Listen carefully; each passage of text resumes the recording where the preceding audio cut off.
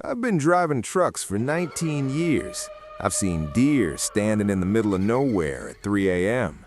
I've seen fog so thick I could barely see my own headlights. I've driven through storms that shook my rig like it weighed nothing. But I never stopped the truck. Not once. Not for anything. Until that road. My name is Carl Deering. I'm 51 years old. I live alone in a single-wide trailer outside of Mill Haven, Kentucky. I don't sleep well anymore. I don't sleep much at all, if I'm being honest. Most nights I sit in my recliner with the TV on mute and the lights turned up as bright as they'll go. My neighbor, Patty, asked me last week why every light in my place stays on all night. I told her I forgot to turn them off. That was a lie. I need the lights on. I need to see every corner of every room, because since that night on Route 9 Spur, I've learned something I can't unlearn. I've understood something that most people, normal people with normal lives, will never have to understand. Something out there noticed me, and I don't think it stopped. It was a Tuesday in late October. The exact date was the 23rd. I remember because my dispatch log still shows it, and I've looked at that log probably 300 times since then, just to confirm it was real, just to remind myself I didn't imagine it. The job was simple, a freight haul from a cold storage facility in Beckfield to a grocery distribution center in Harlow. About a 4-hour drive on a normal route. I'd done similar runs dozens of times. The load was frozen food. Boxed meats, mostly. Nothing unusual. I left the Beckfield facility at 11:15 p.m. The woman at the loading dock, a heavyset lady named Darla, who always wore the same green vest, handed my paperwork and said something I didn't think much about at the time. She said, "You're not going through Carver County, are you?" I told her I wasn't sure. I let the GPS figure it out. She looked at the paperwork, then at me, and said, "Just stay on the interstate. Don't let it take you through Carver County." I laughed a little, asked her why. She shrugged and said, "People get turned around in there. The roads don't make sense." I figured she meant construction, detours, that kind of thing. Darla wasn't much of a talker, and she'd already turned back toward the dock, so I didn't press her. I should have pressed her. The first 40 minutes of the drive were fine. I had my coffee. I had a country station playing low on the radio. The interstate was nearly empty, which is normal for that time of night, and the sky was clear. No moon, but plenty of stars. Then the GPS rerouted me. It does that sometimes, detects a slowdown ahead, usually an accident or road work, and finds an alternate path. I've learned to trust it most of the time, so when it told me to take exit 14 toward Carver Junction, I didn't think twice. I took the exit. The road changed almost immediately. It went from a well-lit 2-lane to something narrower. The asphalt was older, cracked in places, with no painted center line. Trees pressed in on both sides, not the thin, young trees you see along most rural roads. These were old trees, tall and thick, with branches that reached across the road above me and tangled together, making a kind of tunnel. My headlights caught the leaves. In late October, most trees out here had already gone bare, but these hadn't. Their leaves were still full and dark, a deep greenish black, like they hadn't gotten the season's message. The GPS showed the road as Route 9 Spur. I'd never heard of it, never driven it before. I told myself it was just an older county road, told myself the GPS knew what it was doing. The radio cut out. Not slowly, not with static. It just went silent. One second there was a man singing about his pickup truck, and the next second there was nothing, not even the hiss of dead air, just complete silence from the speakers. I clicked it off and on.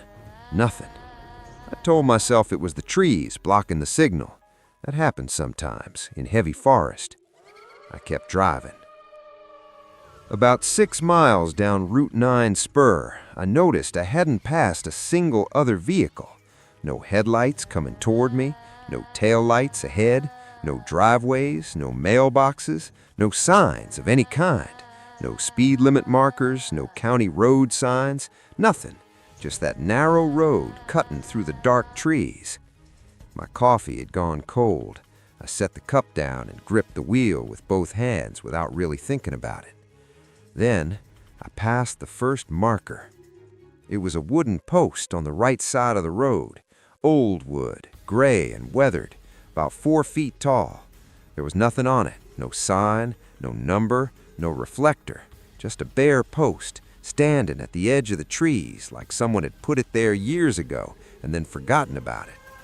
I thought utility marker maybe, or an old fence post left behind after the fence came down. Then I passed another one, same height, same gray wood, maybe a quarter mile further. Then another. They kept appearing, evenly spaced, all on the right side of the road, all identical, all bare. I counted 7 of them before I stopped counting. They just kept coming, one after another, like someone was marking distance or marking something else. The road curved left, and for a moment my headlights swept across the tree line, and I saw something that made my foot ease off the gas. There was a shape standing just inside the trees. I can't tell you it was a person. I can't tell you it wasn't. It was too dark, too far back in the trees. It was roughly upright, roughly the height of a person, but it was completely still, and the way it was positioned turned slightly, the way something turns when it's watching something else. That's what got me. It wasn't facing the road. It was facing my truck, specifically, like it had already known where to look. I pressed the gas and kept moving. I told myself it was a deer, told myself it was a dead tree at a strange angle, told myself 100 things that a reasonable person would tell themselves on a dark road at midnight. But my hands were shaking against the wheel. 3 more miles down the road, my GPS lost signal. The screen went gray and showed a single message, route unavailable. That had never happened to me before, not like that. Usually when GPS loses signal, it just freezes on the last known position. It doesn't tell you the route is unavailable. It doesn't have a message for that. I pulled the truck to a slow stop on the shoulder, or where I guessed the shoulder was since there were no markings, and I looked at my phone. No signal, 0 bars, not even a single bar flickering in and out, just nothing. I sat there with the engine running and the headlights stretching out ahead of me, and I looked at that dark road cutting into those dark trees, and I made a decision that I'm still not sure was the right one. I decided to keep going forward. My reasoning was simple. I'd come about 9 miles down this road. If I turned around and went back the way I came, that was 9 miles of that road in reverse. Going forward might bring me out sooner. Roads have to end somewhere. They have to come out somewhere. That's what I told myself. I put the truck in gear and kept driving. Maybe a mile further, I found the gas station. I almost missed it. It sat back from the road, maybe 50 feet, behind a cracked concrete lot that had weeds pushing up through every seam. The building was small, the kind of old cinder block gas station you see sometimes in rural areas, the kind that stopped operating 20 or 30 years ago. But the lights were on. Not bright lights, dim, yellowish fluorescent lights inside the building, the kind that flicker, and outside, a single bulb over the door on a rusted metal fixture. Both lights were on. I sat on the road for a long moment, engine idling, staring at that gas station. There was no pump, or rather, there was the base of where a pump used to be, a concrete island with bolts sticking up, but the pump itself was gone. The station's sign had letters missing. The ones that remained spelled out A-S space O-I-L. I figured it had once said Carl's Oil or something similar, but I couldn't be sure. What I couldn't figure out was why the lights were on. I pulled into the lot slowly. My tires crunched on old gravel and broken asphalt. I stopped about 20 feet from the door and left the engine running, left the headlights on. I sat there for probably 2 full minutes just watching the building. The lights inside flickered once, then steadied. I rolled my window down. The air outside was cold, cold and completely still. No wind, no insects. In late October in Kentucky, you still get crickets on most nights. Not cold enough yet to silence them, but there were no crickets here. There was no sound at all except my engine. The silence wasn't natural. It was the kind of silence that presses on you, that sits on your chest. I was about to roll the window back up when I heard it, a sound from inside the building. I want to be careful how I describe it, because I've described it to myself hundreds of times trying to get it right. It wasn't a voice. It wasn't quite a knock or a thump. It was more like a shifting, like something adjusting its weight, the way a floor sounds when someone steps on a loose board, a single, slow creak. Then nothing. I rolled my window up. I put the truck in reverse. I backed out of that lot as carefully as I could, watching the building the entire time. The lights inside flickered again as I reached the road, and I saw, for just a moment, a shadow pass across the frosted glass of the door. Not a small shadow, a large one. I pulled forward and kept driving. I tried not to think about what I'd seen. I focused on the road. I focused on keeping the truck between the trees on either side. The road had narrowed even more to the point where, if another vehicle came from the other direction, one of us would have to pull on to the shoulder to pass. No other vehicle came. At some point, and I couldn't tell you how much time had passed because I'd stopped checking the clock, the truck started making a sound, a low, rhythmic thumping from the rear, from the trailer. I felt it through my seat more than heard it, a dull, heavy thud, once, then a pause, then once more. My first thought was a shifted load. In freight hauling, loads shift. It happens. If something isn't secured properly, it moves during transit, and you can feel it. This is why you do load checks. This is why you stop and inspect. But I'd done a full load check at the Beckfield facility. The load was boxed, stacked, and strapped. Frozen food doesn't shift the way liquid does. And even if something had come loose from its strap, the sound wouldn't be rhythmic like that. It thumped again. Once. Long pause. Once. Like something testing, like something knocking to see if anyone answers. I did not stop the truck. I will tell you that with complete honesty. I did not stop. I thought about it for exactly 1 second, and then I decided with everything in me that I wasn't stopping on that road to check the back of my truck. Whatever was making that sound could keep making it. But then it changed. The single thumps started coming faster, and from more than one point in the trailer, left side, then center, then right side. Not like a rolling box hitting the walls, not like that at all. It was spread out, deliberate, like multiple points of contact, moving. I pressed the radio on, even though I knew it was dead, just for the act of doing something. Nothing came out, just that deep, total silence from the speakers. The thumping stopped. Complete silence again. Not even road noise seemed to reach me for a moment, like the whole world had gone muffled. Then there was one sound from directly behind the cab, from the very front of the trailer, right behind my head. One slow, deliberate knock, right behind my head. I said out loud, in a voice I didn't recognize as my own, "There's nobody back there." I said it because I needed to hear it. I needed to tell myself that.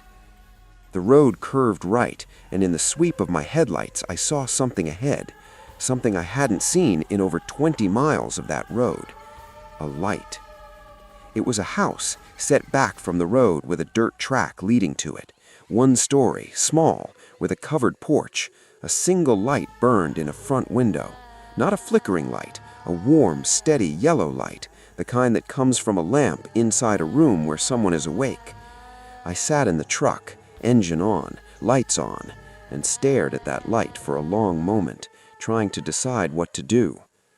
Everything in me said not to go to that house, not because it looked threatening. It didn't look threatening.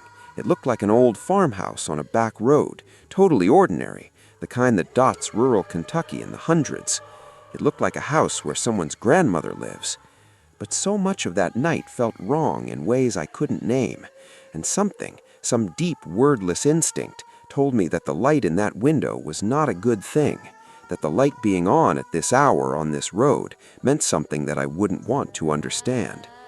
I stayed in the truck, engine on, lights on, and stared at that light for a long moment, trying to decide what to do. Then, the curtain in the window moved. Not a lot, not thrown open, just shifted, the way curtains shift when someone moves them to look out, slowly, deliberately. Someone in that house had heard me pull up and was looking at me now. I watched the curtain. It settled back into place. A full minute passed. 2. The front door opened. A figure stepped out onto the porch. Old, hunched, moving slowly. It stopped at the edge of the porch light. There was a porch light on, I hadn't noticed it before, and stood there looking at the truck. It was an old man, or appeared to be. I couldn't see his face clearly from where I sat, but his posture, his slow movement, the way he held himself, old man. He was wearing dark clothes, work pants maybe, and a dark shirt. He had no jacket, which struck me as strange given the cold. He raised one hand, not a wave exactly, more like an acknowledgement, like he'd been expecting me. I almost got out of the truck. I want to be honest about that. The loneliness of that road, the fear of those hours, the desperate need for another human being, it almost made me get out and walk to that porch.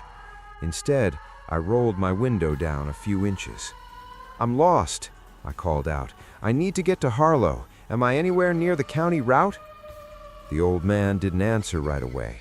He stood there on the porch with his hand still slightly raised, looking at the truck. Then he lowered his hand. He said something. I couldn't hear it. Too quiet, too far. "Sorry?" I called. "Can't hear you." He said it again, still too quiet, but this time I caught one word. The word was, "Stay." I rolled my window up. I put the truck in reverse. The old man on the porch didn't move, didn't try to stop me, didn't wave his arms or call out. He just stood there on the porch in the cold with no jacket on and watched me back out onto the road. As I pulled away, I looked in my side mirror. He was still standing there, still watching, but he wasn't alone on the porch anymore. There was another shape behind him, taller, standing just inside the doorway in the dark of the house where the porch light didn't reach, completely still. I don't know how long it had been standing there. I drove. I stopped looking at the odometer after 30 miles. It didn't help me to know. It only made the panic worse. The road kept going, always the same, cracked asphalt, old trees pressing in, no signage, no other vehicles, just the reach of my headlights and the darkness beyond them. I started talking to myself. Nothing important, just words to fill the silence. I talked about the drive home, about what I'd eat when I got there, about whether I needed to call my sister back.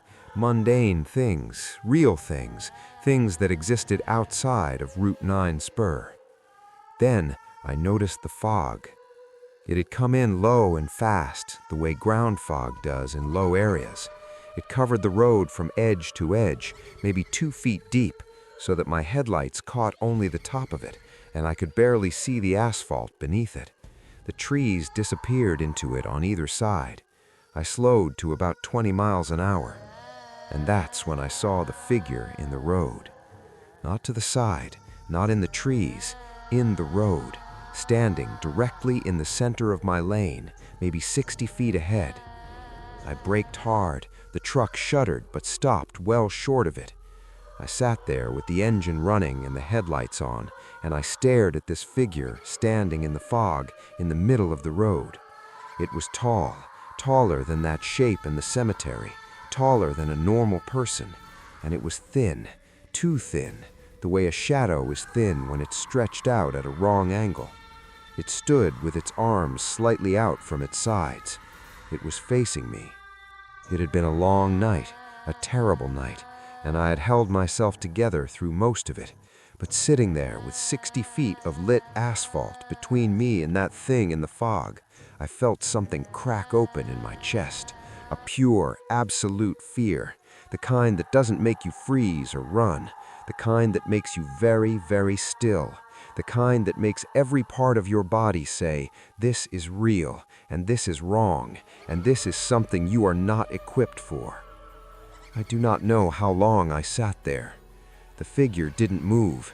It just stood in the center of the road, arms slightly raised, facing me. I made myself breathe, in through the nose, out through the mouth, the way you do when you're trying to keep yourself from losing it completely. And then, very slowly, very carefully, I began to ease the truck forward. I wasn't going to stop. I wasn't going to back up. I was going forward. Whatever was in that road, I was going through it or around it, but I was going forward.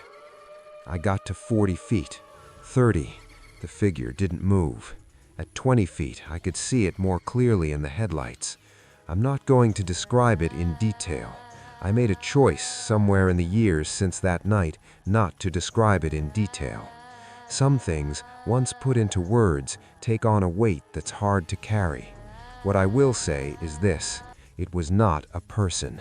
It was shaped like one. It was approximating one. But there were things about its proportions, about the angles of it, about the way it seemed to absorb the headlight rather than reflect it, that told me clearly and completely, not a person. I kept driving. At 10 feet, I closed my eyes. I know that was a dangerous thing to do on a road at speed. I know that, but I closed my eyes. I felt nothing, no impact, no bump, no change in road feel. I opened my eyes. The road ahead was empty, just fog and asphalt and the reach of the headlights. I looked in the mirrors, nothing behind me, but fog. I drove faster. At mile 41, Route 9 spur ended. There was no transition, no gradual change. One moment I was in the tunnel of dark trees and fog, and the next I was through a break in the tree line, and there was a 2-lane county road with a painted center line and a proper intersection sign. I stopped the truck at the intersection. I sat there for a long time, both hands still on the wheel.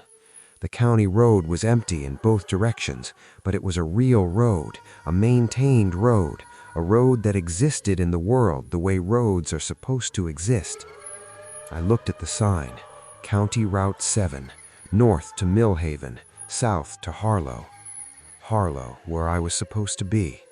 I turned south. I reached the Harlow Distribution Center at 4:47 a.m. My paperwork showed I left Beckfield at 11:15 p.m. The drive should have taken 4 hours at the very most. I had been on that road for nearly 5.5 hours. The dock manager at Harlow was a young guy named Pete. He helped me back the trailer in and noted my late arrival on the log. He didn't ask why I was late. Truck drivers are often late. He just scanned the manifest and checked the trailer seal. Then he stopped. He looked at the back of the trailer, looked at the seal, looked at me. He said, "Was there an inspection stop?" I told him no. He said, "The seal's broken on this side." He showed me the numbered plastic seal that locks the trailer door. The seal that I had verified was intact at the Beckfield loading dock, was broken, snapped clean through, hanging in 2 pieces on the door handle. I told him I had no idea how that happened. He shrugged. He said seals sometimes fail. He'll log it as a shipping discrepancy. He handed me a form to sign, and that was that. But I stood there at the back of that trailer for a long time after Pete had gone back inside. I stood there, and I looked at that broken seal, and I looked at the door. And I thought about the thumping sound from inside the trailer, the rhythmic thumping, the knocking from different points on the walls, the single slow knock right behind my head. The door had been sealed when I left Beckfield. I verified it myself. The seal was broken when I arrived in Harlow, which meant the door had been opened at some point during the drive from the outside. I didn't open the trailer. I won't try to justify that or explain it. I simply did not open the trailer that night. Pete and his crew did the unloading while I sat in the cab of my truck with all the lights on, drinking cold coffee and staring at the lot around me. They didn't say anything to me about the load. Pete signed off on everything. Boxed meats, all present and accounted for. Nothing disturbed, nothing out of place. I drove home. I've made some inquiries since then, careful ones. Route 9/Spur is not on any current county map of the Carver County region. I've checked the State Transportation Database, the County Records Office, and 3 different map services. None of them show a Route 9/Spur anywhere in the state of Kentucky. I contacted the GPS company. I gave them the date, time, and coordinates of where the rerouting began. They sent back a form response saying their routing data is updated regularly and errors do occasionally occur. They offered me a software update. I drove back to the area in daylight 2 weeks after that night. I took exit 14 off the interstate, the same one I'd taken that night. I followed the same path. There was no turn onto Route 9/Spur. The road from the exit goes straight for 2 miles and then connects with County Route 7. There's no intersection, no spur road, no break in the trees where a road might once have been. I drove every back road in Carver County that I could find. I found a lot of old roads, county lanes and farm tracks and logging roads. None of them matched. None of them were Route 9/Spur. I found no gas station.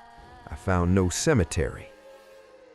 The last thing I'll tell you happened 3 weeks after my drive on Route 9/Spur. I was at home, sitting in my recliner with all the lights on, when I heard something outside my trailer, on the gravel. A slow, careful sound, like footsteps trying not to be heard. I told myself it was a deer. I get deer in my yard sometimes. The sound stopped. I waited. 1 minute, 2. Then something knocked on my front door. One knock, slow, deliberate, exactly like the knock from inside the trailer, exactly like that, the same weight, the same pace. I didn't go to the door. I sat in my recliner with every light on, and I didn't move. I didn't breathe more than I had to. I sat there until the sun came up. In the morning, I went outside and looked at the gravel around my front door. There were marks in the gravel, long drag marks like something had stood there for a long time, had shifted its weight back and forth, waiting. The marks came from the tree line at the edge of my property. They stopped at the door. They didn't go back. I still don't know what I drove through on Route 9/Spur. I still don't know what was standing in the cemetery. I don't know who the old man was or what was standing in his doorway behind him. I don't know what was in the fog. I don't know what came home with me. But here's the thing that I keep returning to, the thing that keeps me up at night with every light on in this small trailer, the thing that I can't reason away no matter how hard I try. When I was in Darla's loading dock, ready to leave Beck Field, she asked me if I was going through Carver County. She told me to stay on the interstate. She told me people get turned around on those roads. She knew. Not everything, but she knew something. So I called Beck Field facility last month, asked to speak to Darla, asked by name. The woman who answered said there was no one named Darla working at the facility. I described her, heavyset, green vest, works the night dock. The woman on the phone was quiet for a moment. Then she said, "We haven't had a night dock attendant at this facility in 4 years. The night dock has been automated." I sat with the phone against my ear, and I felt the floor tilt under me the way it does in bad dreams. "Sir?" said the woman. "Are you still there?" I hung up. There was no Darla. There was no night attendant at the Beck Field facility on the night of October 23rd. The dock is automated. There was no one there to hand me my paperwork. But someone did. Someone handed me those papers and told me not to go through Carver County. And then I drove through Carver County anyway. The lights are still on. The locks are turned. And every night, around 2 or 3 in the morning, when the rest of the world is asleep and the neighborhood is quiet, I sit in my recliner and I listen. Because on the worst nights, the really bad ones, I can hear it outside, just standing there in the dark, waiting to finish the delivery.